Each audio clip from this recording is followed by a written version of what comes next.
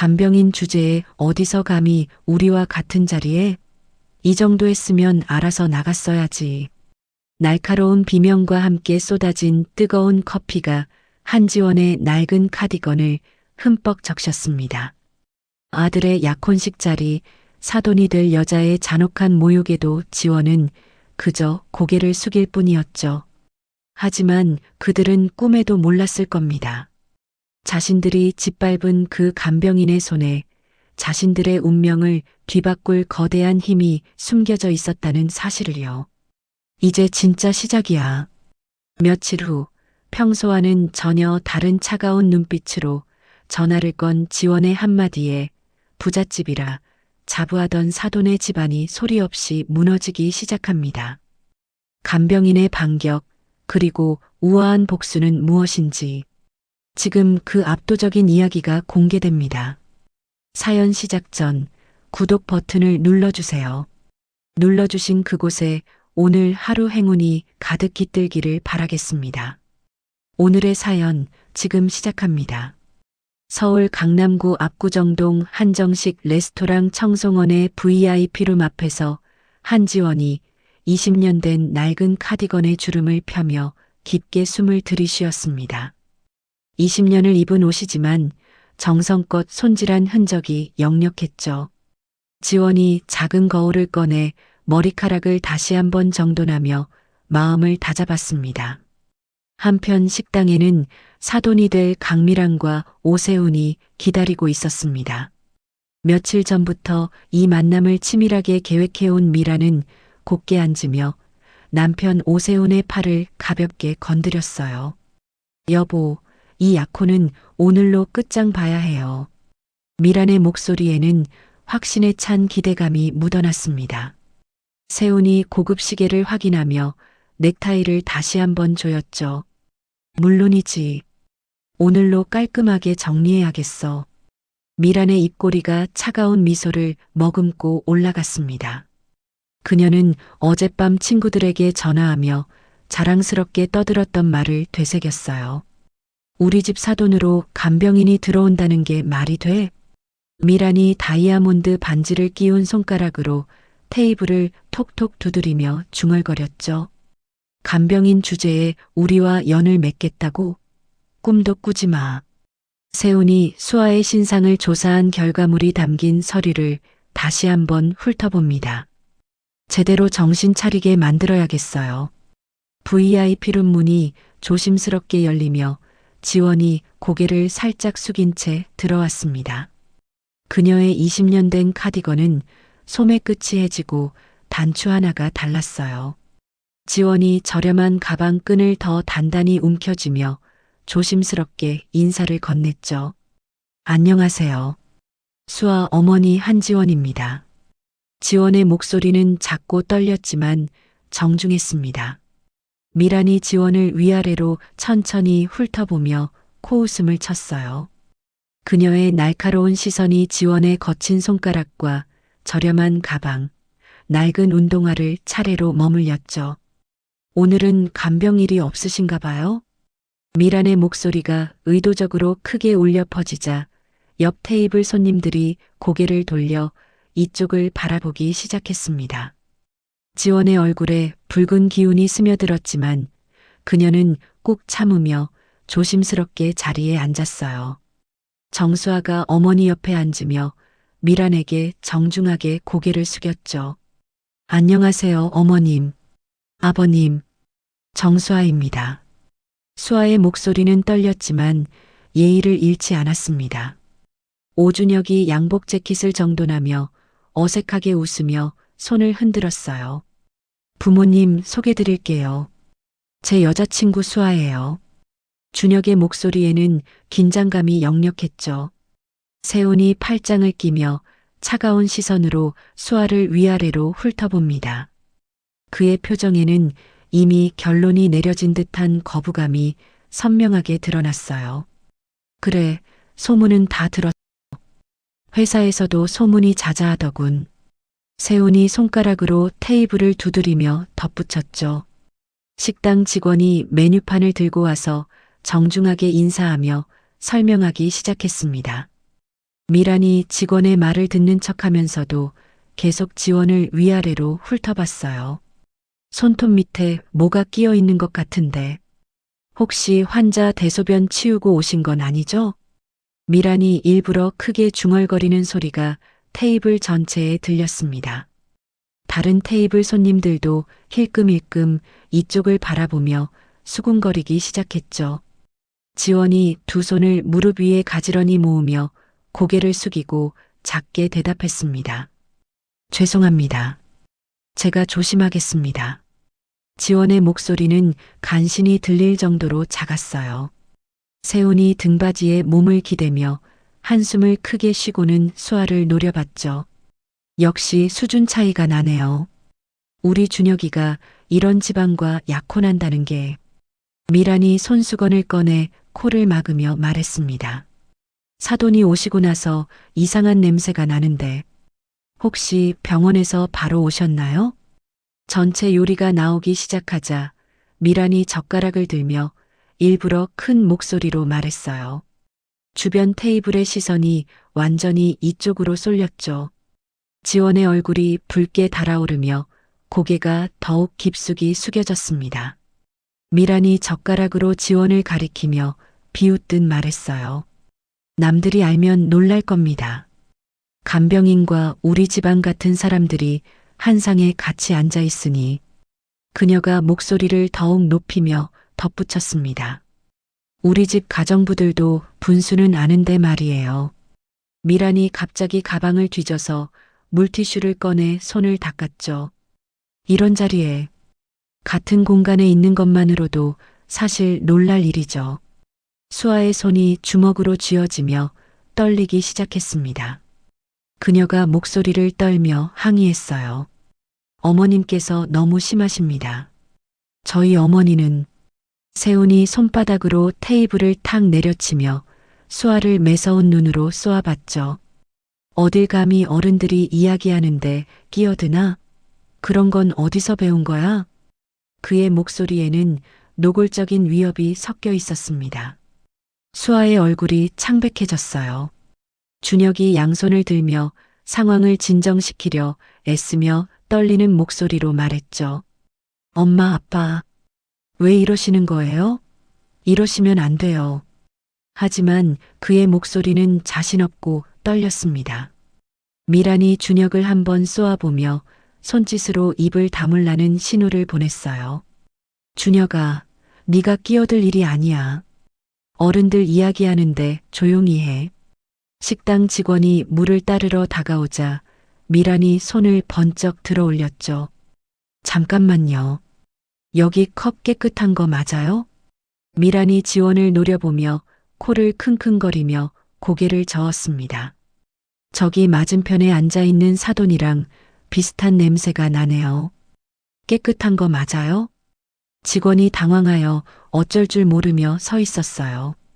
지원이 떨리는 목소리로 작게 말했습니다. 죄송합니다.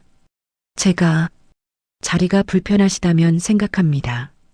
미란이 박수라도 치듯 손을 몇 번 쳤죠. 그래도 분수는 파악이 되나 보네요. 세훈도 고개를 끄덕이며 거들었습니다.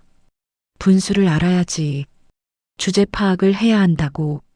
미란과 세훈의 모욕적인 말에도 지원은 참고만 있었어요. 딸의 행복을 위해서 이 정도는 충분히 감내할 수 있었거든요. 딸이 무사히 잘 시집가서 미움받지 않고 살기를 바랄 뿐이었어요. 하지만 미란의 얼굴이 점점 일그러지며 분노가 차올랐습니다. 이 정도로 모욕했으면 자리를 떠날 줄 알았는데 바로 앞에 지원이 아직도 있었기 때문이었죠. 지원이 가증스럽다는 생각이 들었어요. 미란은 더 이상 참을 수 없었습니다. 갑자기 커피잔을 번쩍 들고 벌떡 일어났죠. 간병인 주제에 어디서 감히 우리와 같은 자리에? 이 정도 했으면 눈치껏 알아서 나가야. 미란이 있는 힘껏 뜨거운 아메리카노를 지원의 얼굴과 옷에 퍼부었죠. 뜨거운 커피가 지원의 머리카락과 카디건 위로 차갑게 쏟아져 내렸습니다. 루만이 순간 정적에 휩싸였어요. 지원이 깜짝 놀라 눈을 깜빡이며 커피가 뚝뚝 떨어지는 얼굴로 미란을 바라봤죠. 수아가 의자를 뒤로 밀며 벌떡 일어나 목이 터져라 소리쳤습니다. 어떻게 이럴 수가 있어요? 저희 어머니께 왜 이러세요? 눈물이 수아의 뺨을 타고 주르륵 흘러내렸어요. 미란이 빈 커피잔을 테이블에 탁 내려놓으며 더욱 독서를 퍼부었죠. 분수를 알아야 한다고 했잖아. 간병인 주제에 감히 우리와 한 상에 앉으려고 해? 미란이 손으로 코를 막으며 계속 말했습니다. 이제 좀 정신 차렸나?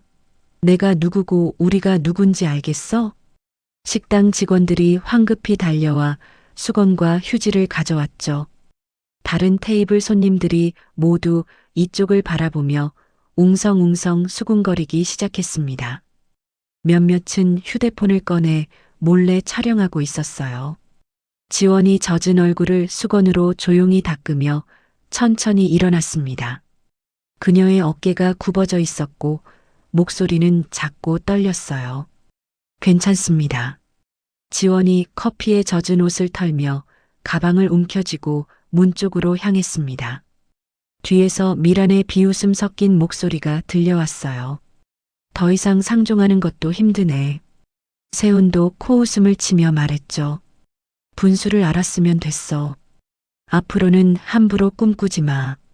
지원의 주먹이 꽉 쥐어졌지만 그녀는 뒤돌아보지 않고 문을 열어젖혔습니다. 수아가 어머니의 뒷모습을 바라보며 온몸이 떨렸어요. 수십 년 동안 어머니가 감내해온 모든 굴욕이 눈앞에서 되풀이되고 있었죠. 수아의 주먹도 단단히 쥐어지며 손톱이 손바닥에 박혔습니다. 준혁이 수아에게 다가가 어깨를 붙잡으며 말했어요. 수아야, 부모님이 너무 하셨어. 정말 미안해. 내가 막았어야 했는데. 수아가 차갑게 준혁을 바라보며 그의 손을 뿌리쳤죠. 당신은 그냥 구경만 했어요. 수아의 목소리는 얼음처럼 차가웠습니다. 준혁의 얼굴이 창백해지며 입술이 떨렸어요. 수아가 가방을 챙기며 일어서자 미란이 마지막 한마디를 던졌죠. 이제 정신 좀 차렸나?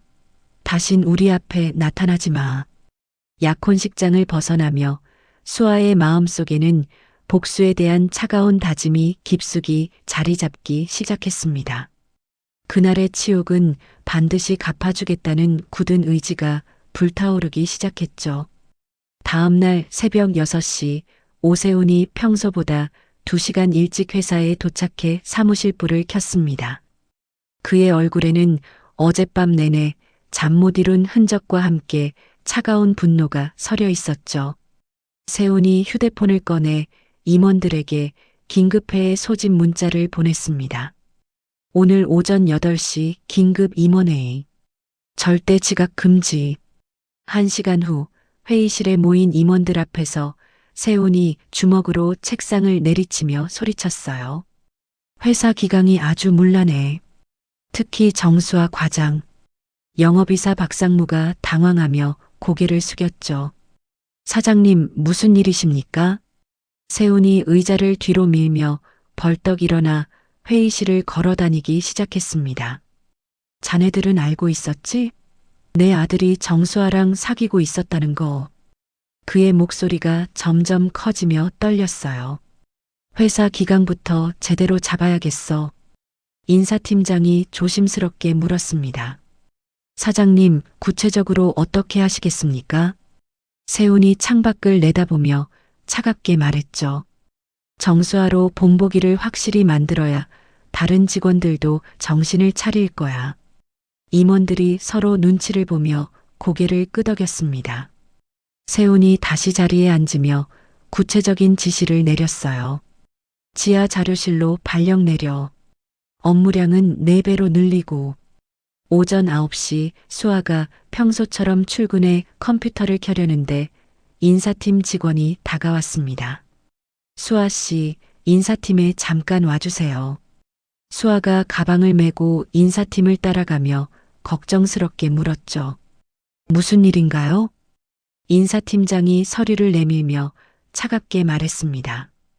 오늘부터 지하 자료실 관리팀으로 발령입니다. 수아의 얼굴이 창백해졌어요. 갑자기 왜요? 제가 뭘 잘못했나요? 인사팀장이 고개를 돌리며 냉정하게 대답했죠. 사장님 결정입니다. 이에 제기하지 마세요. 지하 자료실로 내려간 수아 앞에 산더미 같은 서류 박스들이 쌓여 있었습니다. 자료실 관리팀장이 팔짱을 끼며 수아를 내려다봤어요. 정수아 맞지? 사장님 특별 지시 사항이야. 그가 손가락으로 박스들을 가리키며 말했죠. 오늘 안에 이거 다 정리해. 혼자서. 수아가 박스들의 양을 보며 입을 벌렸습니다. 이걸 혼자 다요? 불가능해요. 팀장이 코웃음을 치며 어깨를 으쓱했어요. 못하겠으면 당장 그만둬도 돼. 선택은 내 자유야. 점심시간이 되자 수아가 혼자 구내식당 구석 자리에 앉아 도시락을 꺼냈습니다. 평소 함께 밥 먹던 동료들이 수아를 보고는 고개를 돌려 다른 자리로 가버렸죠. 기획팀 김대리가 다른 동료들과 수군거리며 말했어요. 간병인 딸 주제도 모르고 사장 아들과 약혼했다가 제대로 걸렸네. 총무팀 이 과장도 고개를 끄덕이며 거들었습니다. 그러게 말이야. 분수를 알아야지. 수아가 숟가락을 든 손이 떨렸지만 참고 밥을 입에 넣으려 했어요. 그때 옆 테이블에서 더 큰 목소리가 들려왔죠. 사장님 아들이랑 약혼한다고 자만했던 게 이제 들통났네. 화장실에서도 상황은 마찬가지였습니다. 여직원들이 수아가 들어오자 대화를 멈추고 쳐다봤어요. 영업팀 최사원이 화장실 거울 앞에서 립스틱을 바르며 말했습니다. 저 여자 때문에 회사 분위기가 완전히 망쳤어. 마케팅팀 강대리가 손을 씻으며 거들었죠. 맞아. 우리까지 눈치 보게 만들어. 수아가 화장실 칸에 들어가 문을 잠그고 눈물을 흘렸습니다. 오후에는 강미란이 회사로 찾아와 세운 사무실 문을 쾅 열고 들어갔어요. 여보, 그 간병인 딸이 아직도 버티고 있다며? 미란이 가방을 의자에 내동댕이 치며 소리쳤죠. 우리 준혁이 망가뜨리려고 작정한 거야. 세훈이 서류를 보며 한숨을 쉬었습니다. 알고 있어. 지금 단단히 혼내주고 있어. 미란이 책상 앞에 바짝 다가서며 목소리를 높였어요. 당장 해고시키든지 아니면 스스로 나가도록 만들어. 이런 식으로 끌면 안 돼. 그때 오준혁이 사무실에 들어와 부모를 바라봤습니다. 아버지, 어머니, 뭘 그렇게 심하게 하시는 거예요? 세훈이 아들을 노려보며 의자에서 일어났어요. 네가 그녀와 헤어지면 될 일이야. 준혁이 목소리를 높이며 항변했죠. 수아는 회사에서 가장 성실하고 능력 있는 직원입니다. 개인적인 감정으로 업무에 지장을 주시면 안 돼요. 세훈의 얼굴이 붉어지며 주먹을 쥐었습니다. 내가 회사를 물려받고 싶으면 당장 그녀와 헤어져라. 그가 책상을 주먹으로 치며 소리쳤어요. 아니면 너도 이 회사에서 나가라. 지하 자료실에서 수아가 무거운 박스를 들어 올리려다 그만 바닥에 주저앉았습니다. 온몸이 땀으로 흠뻑 젖었고 손에는 상처가 났죠. 자료실 팀장이 다가와 비웃으며 말했어요. 내 어머니가 우리 사모님한테 커피까지 맞고도 꿋꿋하게 버티네. 그가 담배를 입에 물며 계속했습니다. 그런 뻔뻔함이 어디서 나오는 거야? 수아가 고개를 들어 팀장을 바라봤지만 아무 말도 할 수 없었어요. 청소하러 온 아주머니들도 수아를 보며 수군거렸습니다. 저 아가씨 어머니가 우리랑 같은 일 한다며? 다른 청소 아주머니가 걸레를 짜며 말했죠. 그럼 우리 보고 뭐라는 거야? 간병인 주제에 사장 아들이랑 약혼하려고 했으니 우리까지 무시하는 거 아니야? 한편 지원이 일하는 고급 요양병원에서도 상황은 마찬가지였습니다. 병원장 부인이 지원을 부르며 차갑게 말했어요. 지원 씨, 딸이 약혼식에서 커피까지 맞았다면서요? 지원이 휠체어를 밀던 손을 멈추고 고개를 숙였습니다. 죄송합니다, 원장님. 병원장이 팔짱을 끼며 코웃음을 쳤죠. 어디서 주제를 모르고 분수를 알아야지. 다른 간병인들도 지원을 원망의 눈초리로 바라봤습니다. 지원 씨 때문에 우리까지 무시당한다. 한 간병인이 환자 식사를 나르며 중얼거렸어요. 이제 우리도 눈치 보게 생겼네. 저녁이 되어 집에 돌아온 수아가 현관문을 열며 털썩 주저앉았습니다. 지원이 급히 달려와 딸을 부축했죠. 수아야, 왜 이래? 수아가 어머니를 붙잡고 눈물을 터뜨렸습니다. 엄마, 나 정말 못 견디겠어요. 매일 지옥 같아요. 수아의 어깨가 심하게 떨렸어요. 회사 그만두고 싶어요. 더 이상 못하겠어요. 지원이 딸의 등을 토닥이며 함께 눈물을 흘렸습니다. 그날 밤 지원은 잠 못 이루며 천장을 바라봤어요. 아버지, 25년 전 마지막 대화가 생생하게 떠올랐죠. 내가 그런 남자와 결혼하면 내 딸이 아니다. 젊은 지원이 가방을 들고 집을 나서며 소리쳤던 말도 기억났습니다. 아버지가 그렇게 나오시면 저도 할 말이 있어요. 새벽이 되자 지원이 서랍 깊숙한 곳에서 오래된 휴대폰을 꺼냈습니다. 먼지가 쌓인 화면에 아버지라는 연락처가 그대로 남아 있었죠. 지원의 손가락이 떨리며 전화번호 위를 맴돌았습니다. 딸의 고통 앞에서 자존심 따위는 의미가 없어. 지원이 마침내 결심을 굳히며 통화 버튼을 누를 준비를 했습니다. 사흘 후 새벽 한지원이 침대에서 일어나 거실 탁자 위에 놓인 오래된 휴대폰을 바라봤습니다. 딸이 어젯밤에도 눈물을 흘리며 잠든 모습을 떠올리며 마침내 결심을 굳혔죠. 지원이 떨리는 손가락으로 아버지라는 연락처를 눌렀습니다. 전화벨이 울리는 동안 지원의 가슴이 두근거렸어요. 25년 전 마지막 대화에서 서로에게 상처를 주며 헤어진 기억이 선명하게 떠올랐죠. 내가 그런 남자와 결혼하면 내 딸이 아니다. 젊은 아버지가 소리쳤던 그 말이 아직도 귓가에 맴돌았습니다. 전화 너머로 익숙한 목소리가 들려왔어요. 여보세요? 지원이 목이 메어 한동안 말을 못하다가 간신히 입을 열었죠. 아버지, 저 지원이에요. 한태성이 전화기를 떨어뜨릴 뻔하며 의자에서 벌떡 일어났습니다. 35년 법조계 생활에서 언제나 침착했던 그가 처음으로 목소리를 떨었어요. 지원아, 정말 네가 맞니? 살아있구나. 태성의 눈에서 눈물이 주르륵 흘러내렸죠. 그가 전화기를 꽉 움켜쥐며 믿을 수 없다는 듯 되물었습니다. 정말 내 딸 지원이가 맞나? 꿈이 아니지. 지원도 아버지의 목소리를 듣자 25년간 참아왔던 눈물이 터져 나왔어요.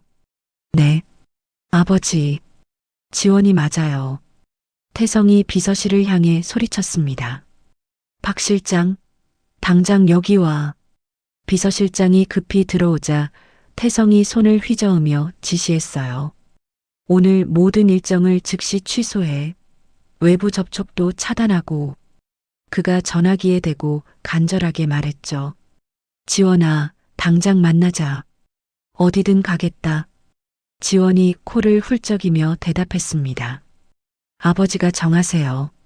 제가 맞춰드릴게요. 2시간 후 서울 시내 고급 호텔 프라이빗 라운지에서 25년 만에 만난 부녀가 서로를 바라봤어요. 태성이 딸의 거친 손과 수척해진 얼굴, 낡은 옷차림을 보며 가슴이 미어졌습니다. 내가 너를 이렇게 고생시켰구나. 태성이 지원의 손을 잡으며 진심 어린 사과를 건넸죠. 아버지가 잘못했다. 정말 미안하다.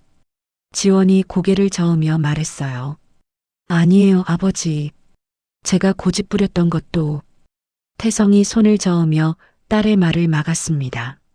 아니야. 모든 게 내 탓이다. 이야기해봐.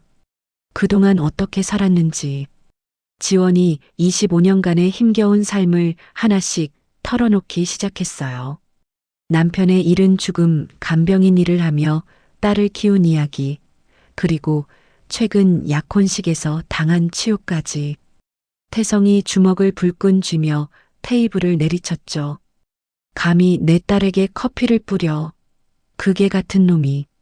그의 얼굴이 붉어지며 35년 법조계 생활에서 처음으로 이성을 잃을 뻔했습니다. 지원이 아버지의 손을 잡으며 말했어요. 아버지, 진정하세요. 더 심각한 건 수아가 회사에서 당하는 일이에요. 지원이 수아가 겪는 조직적인 괴롭힘을 자세히 설명하자 태성의 분노가 더욱 치솟았어요. 내 손녀를 직장에서 집단으로 따돌리고 괴롭힌다고. 태성이 휴대폰을 꺼내 비서실장에게 전화를 걸었습니다. 박 실장, 긴급 조사를 시작해. 그가 전화기에 대고 차갑게 지시했죠. 오세훈과 그 회사, 가족들에 대한 모든 정보를 48시간 내에 파악해라. 세무 기록부터 사업자 등록, 정부 프로젝트 수주 역사, 개인 재산까지 샅샅이 조사하라고. 지원이 놀라며 아버지를 바라봤어요. 아버지, 너무 과하게 하시는 거 아닌가요? 태성이 딸의 손을 꽉 잡으며 말했습니다. 지원아, 그동안 내가 법조계에서 쌓아온 모든 인맥과 영향력을 동원해서라도 내 가족을 지키겠다. 그의 눈에는 확고한 의지가 타오르고 있었어요. 이제는 아무도 너희를 함부로 대하지 못하게 하겠다. 25년 전의 실수를 되풀이하지 않겠어. 이틀 후 비서실장 박상호가 두꺼운 파일을 들고 태성의 사무실에 들어왔습니다. 회장님, 조사 결과 나왔습니다.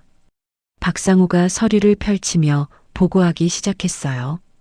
오세훈 회사가 정부 프로젝트에 과도하게 의존하고 있으며 각종 인허가 과정에서 의혹이 있습니다.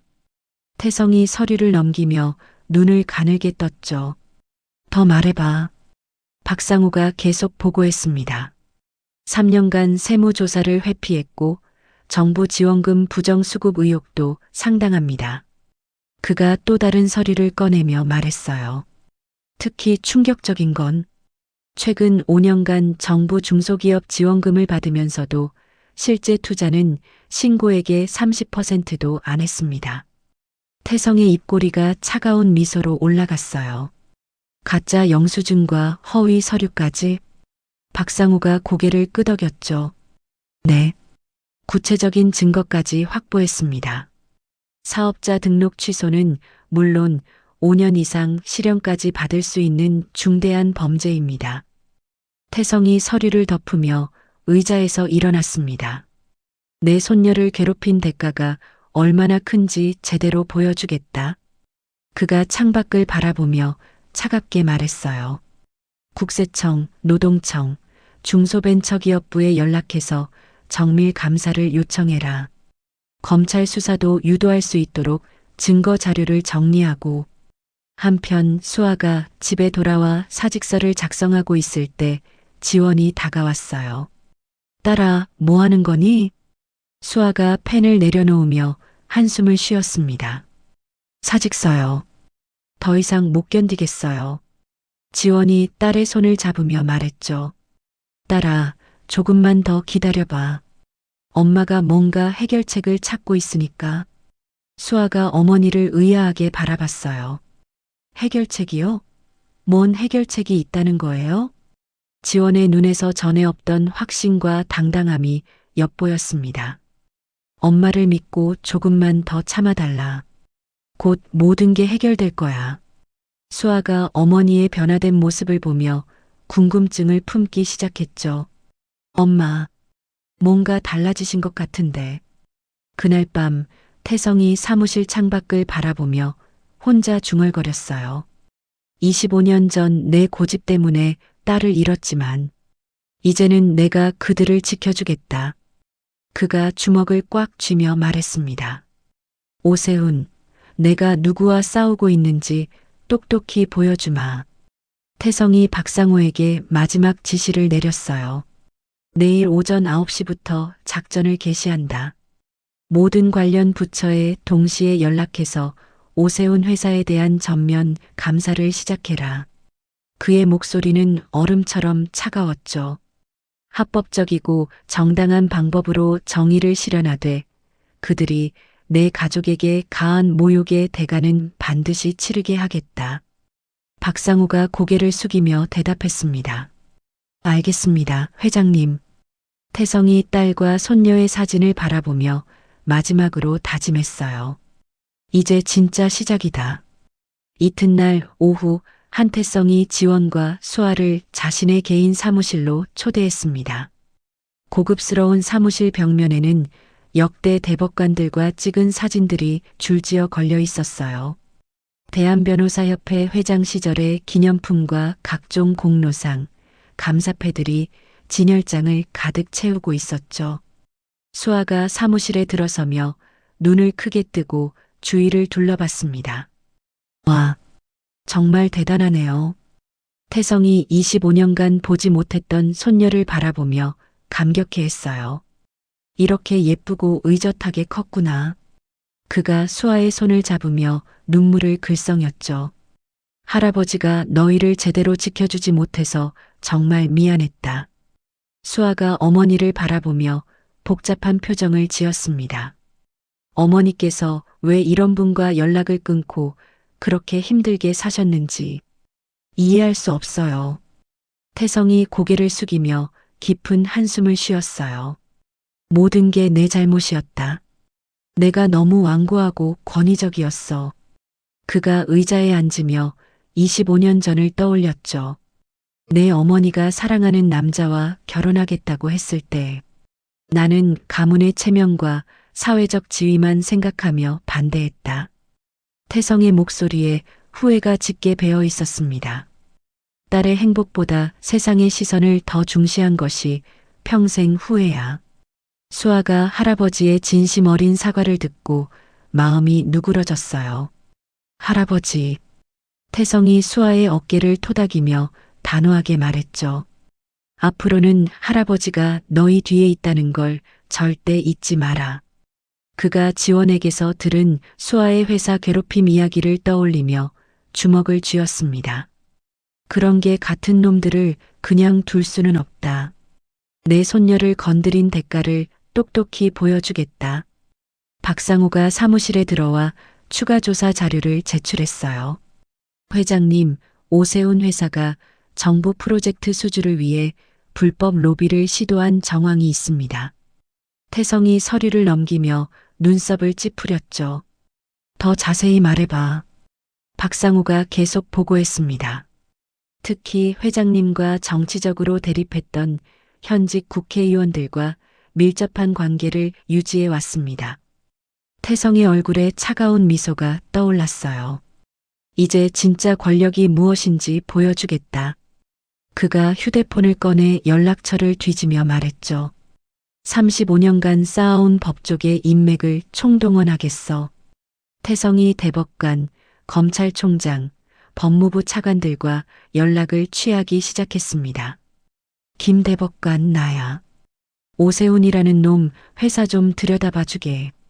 그가 또 다른 번호를 누르며 계속했어요. 박 검사장 오랜만이야. 부탁이 하나 있어서 전화했네. 주요 언론사 사주들과도 연락을 취했죠. 이 국장, 적절한 시기에 대대적으로 보도할 준비를 해주게. 태성이 전화를 끊으며 박상호에게 지시했습니다. 단순한 개인적 복수가 아니라 사회정의 실현과 갑질 척결이라는 명분을 내세워라. 지원이 아버지의 손을 잡으며 걱정스럽게 말했어요. 아버지, 너무 가혹하게 하지는 말아주세요. 그저 우리를 그냥 내버려 두기만 해도 충분해요. 태성이 딸의 손을 꽉 쥐며 단호하게 대답했죠. 가혹한 건 그들이야. 내 딸과 손녀를 이렇게 모욕하고 괴롭힌 자들을 가만둘 수는 없어. 그가 수아를 바라보며 약속했습니다. 하지만 불법적인 방법은 절대 쓰지 않겠다. 합법적이고 정정당당하게 응징하겠어.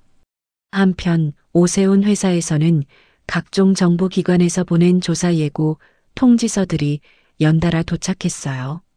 세훈이 서류 더미를 보며 당황해했습니다. 이상하네. 왜 갑자기 국세청, 노동청, 중기부에서 동시에 연락이 오지? 그는 아직 이것이 약혼식 사건과 연관되어 있다는 사실을 전혀 눈치채지 못했죠. 회사 직원들 사이에서 불안한 소문이 돌기 시작했습니다. 무슨 일이 생긴 건가? 회사에 큰 문제라도 있는 건 아니야?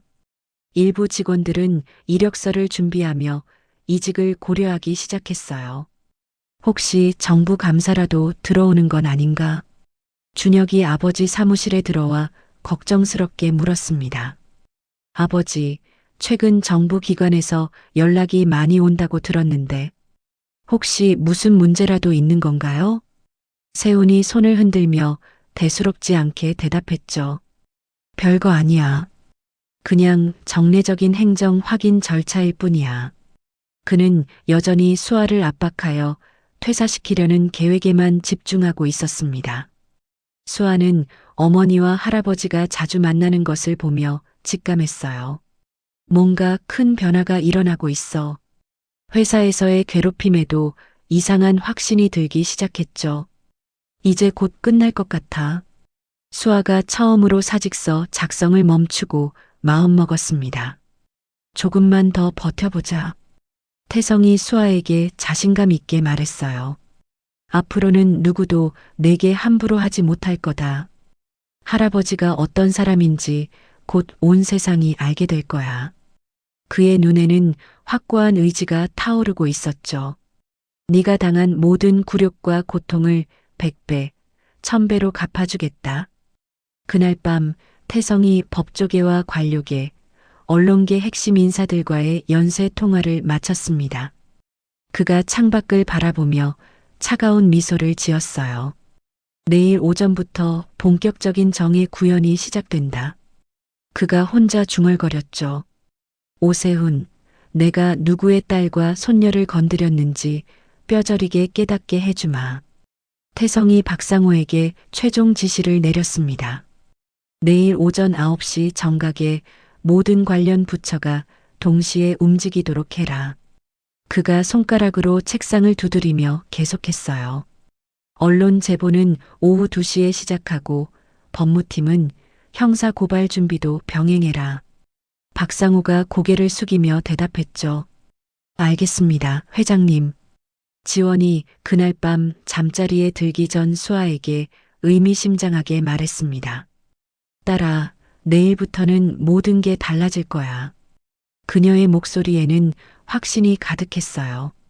그동안 우리를 무시하고 괴롭힌 사람들이 누구를 건드렸는지 확실히 알게 될 거야.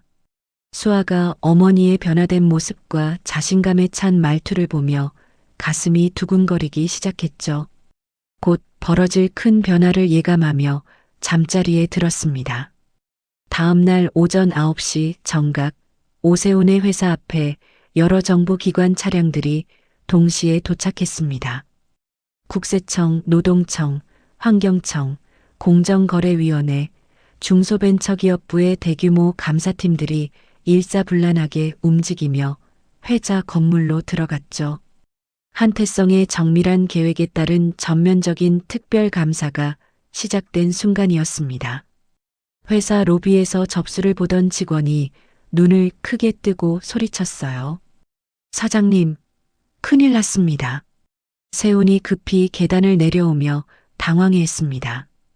도대체 뭔 일이야? 국세청 감사관이 공문을 내밀며 냉정하게 말했죠. 오세훈 대표님이시죠? 특별 세무감사를 실시하겠습니다. 노동청 관계자도 나서서 말했습니다. 근로기준법 위반 의혹으로 전면 조사에 들어가겠습니다. 환경청, 공정위, 중기부 관계자들까지 차례로 조사 목적을 통보했어요. 세훈의 얼굴이 창백해지며 입을 벌렸죠. 도대체 왜 모든 기관에서 동시에 조사를 하는 거야? 이런 일은 처음이야. 감사팀들이 회사 곳곳으로 흩어져 서류와 장부를 뒤지기 시작했습니다. 국세청 팀이 회계부서의 모든 세무 서류를 상자에 담아 압수했어요. 노동청은 직원들의 근로계약서와 임금 지급 내역을 조사하기 시작했죠. 세훈이 급히 변호사에게 전화를 걸었습니다. 김 변호사, 당장 와봐요. 큰일 났어요. 전화 너머 변호사의 목소리가 심각했어요. 이 정도 규모의 동시다발 조사는 웬만한 대기업도 감당하기 어려운 수준입니다. 감사 첫날부터 문제들이 도미노처럼 줄줄이 드러나기 시작했습니다. 허위 서류 작성, 정부 지원금 부정 수급, 대규모 세금 탈루, 환경기준 위반, 근로기준법 위반까지. 국세청 감사관이 세훈을 불러 경고했어요. 이 정도면 사업자 등록 취소는 기본이고 대표 개인 형사 고발까지 가야 합니다. 중기부 조사관도 심각한 표정으로 말했죠. 지난 5년간 신청한 모든 정부 지원금 프로젝트에서 실제 투자 금액과 신고 금액 사이에 심각한 차이가 발견됩니다. 그가 서류를 펼치며 계속했습니다. 일부 프로젝트는 아예 허위로 꾸며진 것으로 보입니다. 검찰 수사는 물론 개인 재산 몰수까지 예고됩니다. 회사 직원들이 복도에서 웅성거리며 불안해했어요. 회사가 완전히 문 닫는 거 아니야? 다른 직원이 걱정스럽게 대답했죠. 우리 월급이나 제대로 받을 수 있을까? 유능한 직원들은 하나둘씩 이력서를 꺼내 준비하기 시작했습니다. 그런 혼란 속에서도 수아는 여전히 괴롭힘을 당했어요. 극도로 스트레스를 받은 자료실 팀장이 수아를 쏘아보며 소리쳤습니다. 이 모든 게 다 내 탓이야. 네가 와서 회사에 큰 애군을 가져온 거야. 그가 손가락으로 수아를 가리키며 계속했죠. 얼른 그만두고 나가라. 네가 있으면 회사가 망한다. 다른 직원들도 수아를 원망의 눈초리로 바라봤습니다. 정수아 때문에 회사가 망한다는 게 맞는 것 같아. 한 동료가 고개를 끄덕이며 말했어요. 네가 당장 나가야 회사가 산다. 준혁이 아버지 사무실에 급히 들어와 간절하게 물었습니다. 아버지, 이건 절대 단순한 정기 감사가 아닙니다. 그가 책상에 손을 짚으며 목소리를 높였어요. 누군가 의도적으로 우리를 망하게 하려는 것 같은데 혹시 최근에 누구와 큰 갈등이라도 있었나요? 세훈이 고개를 저으며 당황해했죠. 모르겠어. 정말 모르겠다고. 미란이 회사에 나타나 사무실 문을 쾅 열고 들어왔습니다. 여보, 왜 갑자기 이런 일이 생기는 거야? 그녀가 히스테리를 부리며 소리쳤어요. 혹시 그 간병인 년들이 뭔 수를 쓴 거 아니야? 세훈이 손을 저으며 말했습니다. 무슨 소리야? 그런 사람들이 무슨 힘이 있다고? 하지만 미란의 직감은 점점 현실이 되어가고 있었죠. 주변 지인들과 사업 파트너들로부터 질문이 쏟아지기 시작했습니다. 너희가 도대체 누구를 건드렸길래 이런 초유의 사태가 벌어졌냐? 한편 지원이 자신의 작은 방에서 뉴스를 보며 복잡한 심경이었어요. 자신과 딸을 모욕했던 자들이 응징받는 것에 속 시원함을 느꼈지만 동시에 망설임도 있었습니다. 아무리 그래도 이렇게까지 해야 하나. 태성이 비서실에서 각 기관의 조사 상황을 실시간으로 보고받고 있었습니다. 이제 겨우 전체 요리의 절반 정도야. 진짜 메인 코스는 아직 시작도 안 했어. 그가 냉소적으로 웃으며 중얼거렸죠. 오세훈, 이제 진짜 지옥이 뭔지 맛보게 해주마. 회사는 하루하루 더욱 큰 위기에 빠져들었습니다. 주요 거래처들이 계약 해지를 통보해 왔어요. 당분간 거래를 중단하겠습니다. 은행에서도 냉정한 통지가 날아왔죠. 대출 연장이 어렵습니다. 세훈이 사무실에서 머리를 감싸며 중얼거렸습니다. 설마 정말로 회사가 망하는 건 아니겠지? 감사 3일째가 되자 회사 운영이 사실상 불가능해졌어요. 직원들의 절반 이상이 사표를 제출했고 거래처 담당자들도 연락을 피하기 시작했습니다. 세훈이 이제야 깨달았죠. 이게 단순한 감사가 아니야. 분명 누군가 의도적으로 우리를 망하게 하려는 거야. 하지만 그 정체가 누구인지는 여전히 짐작할 수 없었습니다. 수아는 회사의 혼란을 지켜보며 생각했어요. 이 모든 일이 우연이 아니라 누군가의 계획된 응징일 수도 있어. 어머니의 당당한 모습과 할아버지와의 잦은 만남을 떠올리며 처음으로 희망을 품었죠. 조금만 더 기다려보자. 그날 저녁 태성이 주요 언론사 편집국장들과의 긴급 회동을 마쳤습니다. 내일부터는 전 국민이 이 사건에 주목하게 될 거야. 그가 만족스러운 미소를 지으며 말했어요. 오세훈, 내가 내 딸에게 커피를 뿌리고 손녀를 괴롭힌 대가가 얼마나 큰지 이제 온 세상이 지켜볼 차례다. 더욱 강력한 응징의 2단계가 시작되려 하고 있었습니다. 일주일 후 오세훈 회사는 돌이킬 수 없는 나락으로 떨어졌습니다. 주요 프로젝트들이 모조리 중단되고 수십억 원의 과태료와 추징금이 부과되면서 회사 자금이 완전히 바닥났어요. 직원들 월급은 물론 기본적인 운영비조차 조달하기 어려운 절망적인 상황이었죠. 설상가상으로 검찰에서 지원금 부정수급과 세금 탈루 혐의로 정식 수사 착수 통보가 왔습니다. 세훈이 사무실에서 통보서를 읽으며 온몸이 떨렸어요. 개인 재산까지 압류당한다고 20년간 피땀 흘려 쌓아온 모든 것이 하루아침에 물거품이 되어 무너져 내리는 것을 눈앞에서 지켜봐야 했습니다. 절망에 빠진 세훈이 마지막 희망을 걸고 정치권 인맥에게 전화를 걸었어요. 박 의원님, 저 좀 도와주세요. 전화 너머로 국회의원의 충격적인 말이 들려왔죠.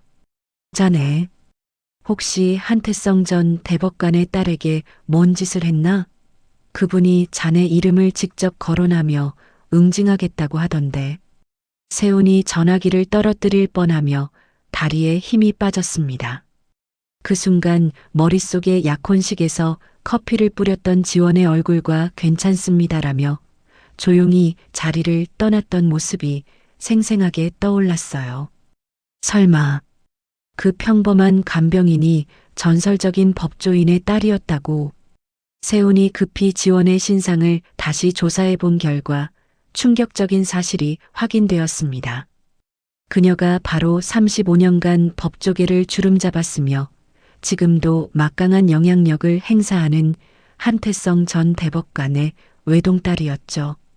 미란이 결과를 듣고 얼굴이 하얗게 질리며 주저앉았어요. 이제 우리는 완전히 끝장이야. 그날 오후 한태성이 직접 오세훈 회사에 당당하게 나타났습니다. 회사 전체 직원들이 복도와 로비에 줄지어 서서 살아있는 전설이자 법조계의 거물인 인물의 등장을 경악하며 목격했어요. 태성이 흔들림 없는 위험 있는 표정으로 세훈을 마주했죠. 오세훈, 내 딸과 손녀에게 한 짓을 낱낱이 해명해보라. 그의 음성은 차갑고 날카로웠습니다. 태성과 함께 비서진들과 각 언론사에서 급파된 기자들, 방송사 취재진까지 몰려들었어요. 회사 로비가 순식간에 생중계 현장이 되었죠. 세훈이 이 모든 상황이 전국에 실시간으로 방송될 것을 깨닫고 더욱 절망에 빠졌습니다. 세훈과 미란이 수십 명의 직원들과 기자들, 카메라가 지켜보는 가운데 무릎을 꿇고 빌었어요. 정말 몰랐습니다. 죄송합니다. 용서해 주세요. 태성이 한치의 용서도 없는 냉정한 응답을 했죠. 몰랐다고? 내 딸에게 커피를 뿌리고 손녀를 회사에서 집단으로 괴롭힌 것도 몰라서 한 짓인가? 태성이 수아를 앞으로 불러 소개했습니다. 이 아이가 바로 너희가 그토록 괴롭혔던 내 손녀다. 간병인의 딸이라고 무시했던 그 아이가 바로 나 한태성의 손녀야. 회사 직원들이 그동안 자신들이 집단으로 괴롭혔던 동료가 전설적인 법조인의 손녀였다는 충격적 사실에 입을 다물지 못했어요. 이 모든 상황이 직원들과 기자들의 휴대폰과 카메라로 실시간 생중계되어 각종 포털 사이트와 SNS에 업로드되었습니다. 법조계 거물의 딸을 간병인 취급하고 손녀를 직장에서 괴롭힌 몰상식한 사장이 무릎 꿇고 사과하는 현장이라는 제목으로 인터넷에서 폭발적인 화제가 되었죠. 주요 언론사들이 앞다투어 이 사건을 특종으로 보도하기 시작했습니다. 권력의 딸을 모욕한 오만한 중소기업 사장의 몰락이라는 자극적인 헤드라인들이 모든 포털 사이트 메인 화면을 장식했어요. 오 씨 가족은 하루아침에 전 국민의 비난과 조롱의 표적이 되었습니다. 회사는 그날로 완전히 무너져 내렸어요. 남아있던 모든 직원들이 사표를 제출하며 급히 회사를 떠났고 거래처들도 계약을 일방적으로 해지했죠. 은행에서는 대출금 즉시 상환을 강력히 요구했습니다. 준혁이 수아를 찾아와 무릎을 꿇고 간절히 애원했어요. 제발 용서해달라. 우리 가족이 정말 잘못했어. 나도 정말 미안해. 수아가 차갑게 거절하며 이미 준비해둔 사직서를 제출했습니다. 준혁 씨, 당신은 지금까지 저를 단 한 번도 제대로 지켜주지 않았잖아요. 수아가 고개를 당당히 들고 회사를 떠났죠. 그동안 그녀를 괴롭혔던 모든 동료들은 부끄러움에 고개를 숙였습니다. 일부가 뒤늦은 사과를 했어요. 정말 죄송합니다. 몰랐습니다. 하지만 수아는 뒤돌아보지도 않고 당당하고 우아하게 걸어나가며 진정한 승리자의 모습을 보였습니다. 그날 저녁 모든 방송사의 메인 뉴스에는 법조계 거물의 딸 모욕한 기업인 하루 만에 완전 몰락이라는 속보가 톱뉴스로 방영되었어야 오세훈 가족은 집 밖으로 나올 수도 없을 만큼 쏟아지는 취재진들과 비난의 시선을 피해 숨어야 했습니다. 미라는 극도의 정신적 충격으로 응급실에 실려가는 처지가 되었죠. 온라인에서는 열광적인 반응들이 쏟아져 나왔습니다. 완전 사이다 복수. 갑질 응징 끝판왕. 이래서 함부로 남 무시하면 안 되는구나. 많은 네티즌들이 감탄했어요. 간병인이라고 무시했던 사람이 전 대법관 딸이었다니. 현실이 드라마보다 더 드라마틱해. 태성이 기자들 앞에서 의미를 부여했습니다. 이것은 개인적인 복수가 아니라 우리 사회의 잘못된 계급의식과 갑질 문화에 대한 경고입니다. 그가 엄중하게 경고하며 사회적 메시지를 전달했죠. 앞으로도 누구든 타인을 무시하고 모욕하는 자들은 반드시 그에 합당한 대가를 치르게 될 것입니다. 완전한 몰락의 순간이었습니다. 2달 후 완전히 몰락한 오세훈과 강미라는 고급 아파트에서 쫓겨나 반지하 작은 원룸으로 이사를 할 수밖에 없었습니다. 세훈이 생전 처음으로 건설 현장에서 안전모를 쓰고 막노동을 하며 하루 일당 12만 원을 받아야 했어요. 미라는 대형마트에서 청소복을 입고 바닥을 닦으며 그동안 자신이 얼마나 오만했는지 뼈저리게 깨닫기 시작했죠. 미란이 마트 화장실에서 청소 걸레를 들고 바닥을 닦으며 처음으로 육체 노동의 힘겨움을 온몸으로 체험했습니다. 손님들에게 무시당하고 상사들에게 핀잔을 들으며 스스로에게 말했어요. 이런 게 우리가 간병인들과 수아에게 했던 일이구나. 어느 날 미란이 마트 화장실을 청소하던 중 우연히 같은 건물 다른 층에서 환자실 청소를 하고 있는 지원과 마주쳤습니다. 미란이 지원을 보자 말문이 막혔어요. 어떻게 이런 곳에서 그러다 자신의 현재 처지를 깨닫고는 눈물을 흘리며 무릎을 꿇었죠. 정말 죄송합니다. 그때 제가 얼마나 잘못했는지. 지원이 미란의 완전히 변화된 모습을 보며 차분하게 말했습니다. 이제야 진짜 사람다운 모습을 보시는군요. 그녀가 계속했어요. 그동안 힘든 일을 직접 해보니 어떠세요? 그때 저에게 퍼부었던 커피가 얼마나 뜨겁고 모욕적이었는지 이제 아시겠어요? 미란이 진심 어린 눈물을 흘리며 고백했죠. 정말 죄송합니다. 제가 얼마나 잔혹하고 몰상식한 짓을 했는지 매일매일 후회하고 있어요. 그녀가 목소리를 떨며 계속했습니다. 그때 제가 집에서 가정부들에게 습관적으로 했던 일들이 얼마나 나쁘고 비인간적인 짓이었는지 이제야 뼈저리게 깨달았어요. 세운도 지원을 찾아와 머리를 바닥에 조아렸어요. 제가 회사에서 수와 양을 조직적으로 괴롭힌 것, 약혼식에서 무례하게 행동한 것, 모든 게 제 잘못이었습니다. 그가 맹세하듯 말했죠. 다시는 그 누구도 출신이나 직업으로 차별하지 않겠습니다. 세훈이 또한 깊이 반성하며 말했습니다. 제가 사업에 성공했다고 자만하며 남들을 무시하고 갑질을 일삼았던 것이 얼마나 잘못된 일인지 뼈저리게 깨달았습니다.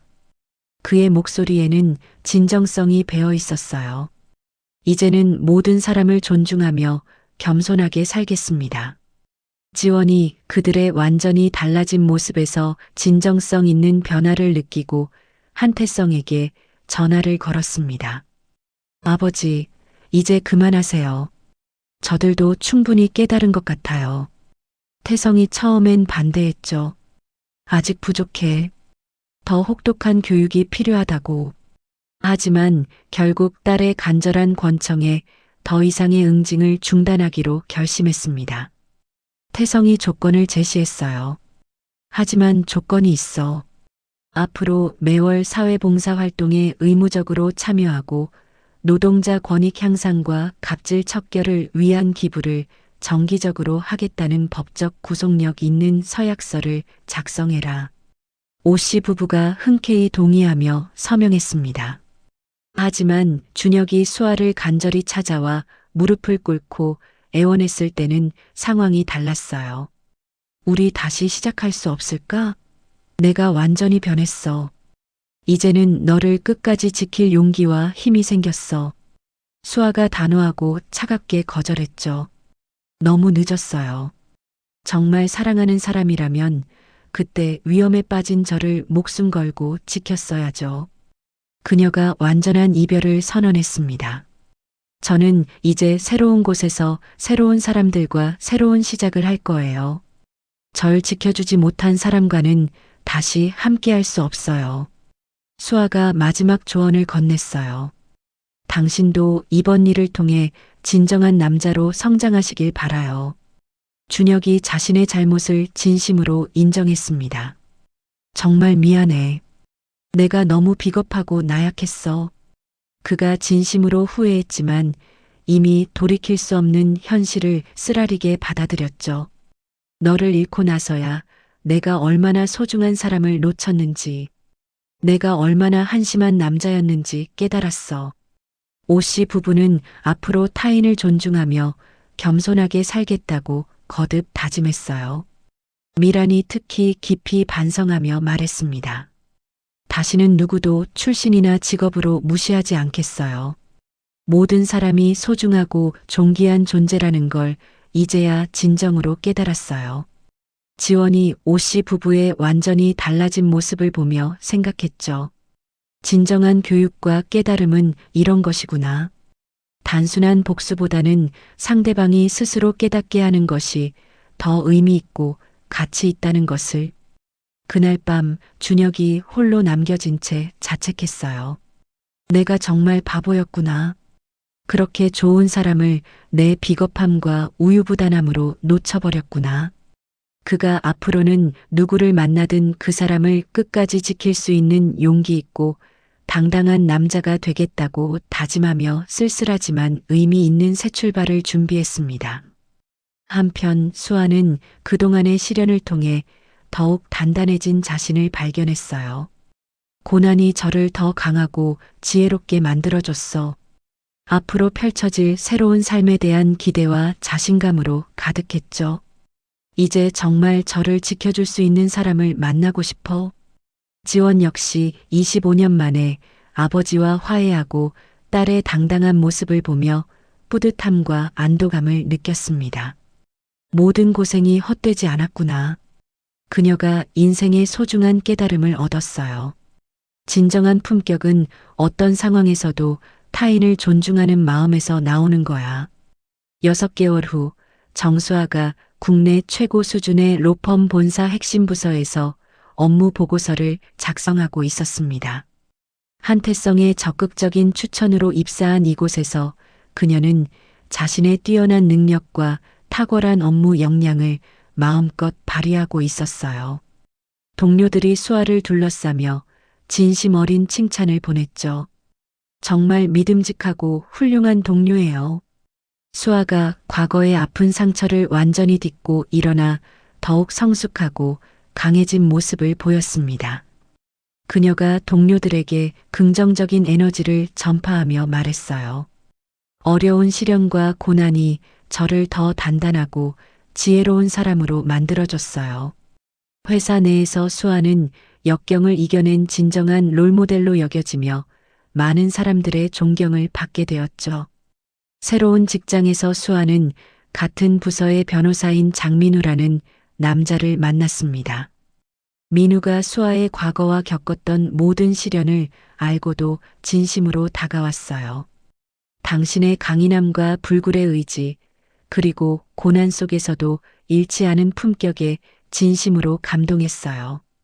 둘 사이에는 서서히 서로를 깊이 이해하고 존중하는 진실한 사랑의 감정이 싹트기 시작했죠. 민우가 수아를 전적으로 지지하며 말했습니다. 진정한 사랑은 힘들고 어려울 때 함께하는 거예요. 서로를 끝까지 지켜주는 것이죠. 과거의 아픈 상처와 트라우마를 깊이 이해하고 공감해주는 그의 따뜻하고 진실한 모습에 수아가 조심스럽게 마음을 열기 시작했어요. 이런 사람이 진짜 사랑할 수 있는 남자구나. 한지원은 아버지와 완전히 화해한 후 더 이상 남의 집에서 간병인 일을 하지 않고 있었습니다.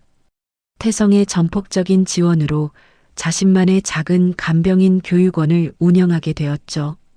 지원이 존중받는 간병 서비스와 인간다운 노동 문화 프로그램을 만들어 입소문이 났어요. 수강생들이 날마다 늘어나며 진정으로 보람차고 뿌듯한 일상을 보내고 있었습니다. 수강생이 지원에게 말했어요.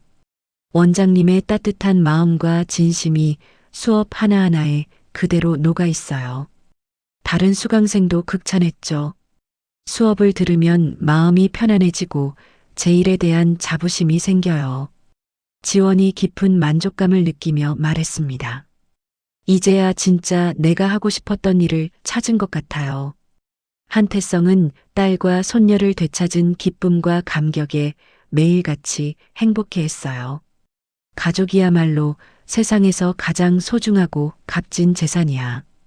매주 일요일마다 함께 식사하며 지난 25년간 잃어버린 소중한 시간을 조금씩 되찾아가고 있었습니다. 손녀의 새로운 연애 이야기와 성장 과정을 듣는 재미와 보람에 완전히 푹 빠져 있었죠.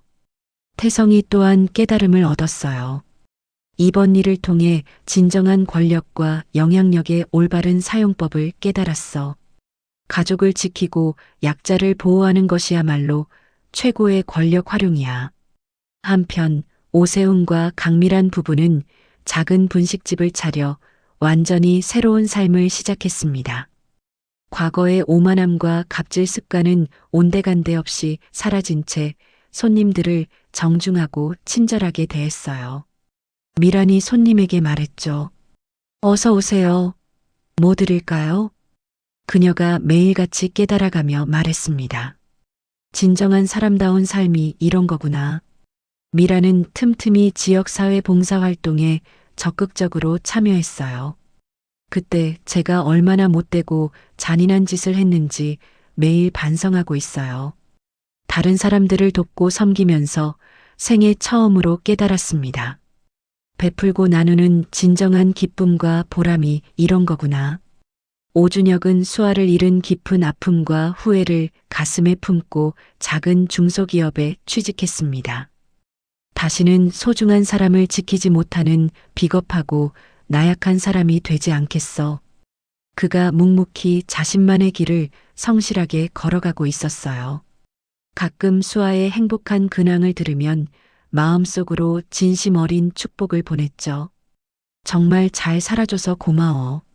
1년 후 수아와 민우의 아름답고 감동적인 결혼식이 조촐하면서도 따뜻하게 열렸습니다. 태성이 흐뭇하고 뿌듯해했어요.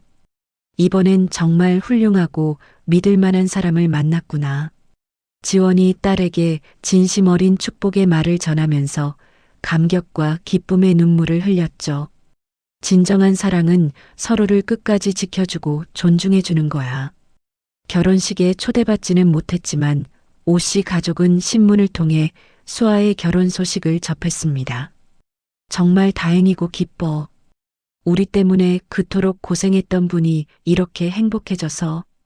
준혁이 조용하지만 따뜻한 미소를 지었어요. 내가 놓쳐버린 사람이 얼마나 소중하고 훌륭했는지 이제야 제대로 알겠어. 수아가 결혼식 답사에서 성숙하고 지혜로운 모습을 보였습니다. 힘들고 어려운 시련을 겪으면서 진짜 사랑이 무엇인지, 진정한 행복이 무엇인지 깨달을 수 있었어요. 그녀가 계속했죠. 서로를 지켜주고 존중해주며 함께 성장해 나가는 것이야말로 진정한 사랑이에요. 참석한 하객들은 그녀의 성숙하고 지혜로운 모습에 깊은 감동과 존경의 마음을 갖게 되었습니다. 마지막 장면에서 지원이 자신이 정성스럽게 운영하는 교육원에서 딸 부부와 아버지, 그리고 새롭게 맺어진 소중한 가족들과 함께 따뜻하고 행복한 시간을 보냈어요. 진정한 품격과 인간다운 삶은 어떤 상황에서도 타인을 존중하고 배려하는 마음에서 나와요. 모든 이들이 각자의 자리에서 더 나은 사람으로 성장하여 진정한 행복과 평안을 찾아가는 완벽하고 감동적인 엔딩을 맞았습니다. 교육원 넓은 창밖으로는 따뜻하고 희망찬 햇살이 환하게 비치고 있었어요. 몇 년 후 우연히 길에서 마주친 수아와 준혁은 서로 정중하게 인사를 나누었습니다. 준혁이 진심으로 축복해 주었어요. 정말 행복해 보여서 기뻐. 수아가 따뜻하게 응답했죠. 당신도 좋은 사람 만나서 행복하시길 바라요. 둘은 과거의 모든 앙금을 완전히 털어내고 서로의 행복을 진심으로 빌어주며 각자의 길을 걸어가는 성숙한 모습을 보여주었습니다. 진정한 행복은 타인을 무시하고 내려다보는 오만함에서 나오는 것이 아니라 모든 사람을 존중하고 배려하는 따뜻한 마음에서 피어납니다. 한지원과 수아가 겪었던 모욕과 고통은 결국 그들을 더욱 강하고 지혜롭게 만들었고 오 씨 가족 역시 몰락을 통해 진정한 인간다움이 무엇인지 깨달을 수 있었습니다. 때로는 인생의 큰 시련이 우리에게 가장 소중한 교훈을 안겨주기도 합니다. 출신이나 직업, 재산으로 사람을 판단하는 것이 얼마나 어리석은 일인지, 그리고 진정한 품격은 어떤 상황에서도 다른 사람을 존중하는 마음에서 나온다는 것을 모든 당장 인물들이 뼈저리게 깨달았습니다. 결국 지원과 수아는 아버지와 할아버지의 사랑 속에서 진정한 행복을 찾았고 오 씨 가족도 겸손한 삶을 통해 새로운 출발을 할 수 있었습니다. 오늘 이야기 어떠셨나요? 마음에 울림이 있으셨다면 구독 버튼을 눌러주세요. 여러분의 구독 한 번이 더 좋은 이야기를 만드는 힘이 됩니다. 그곳에 좋은 기운이 머물러 오늘보다 내일이 더 잘 풀리길 바랍니다. 댓글로 여러분의 생각을 나눠주시면 감사하겠습니다. 오늘도 행복한 하루 되세요. 감사합니다.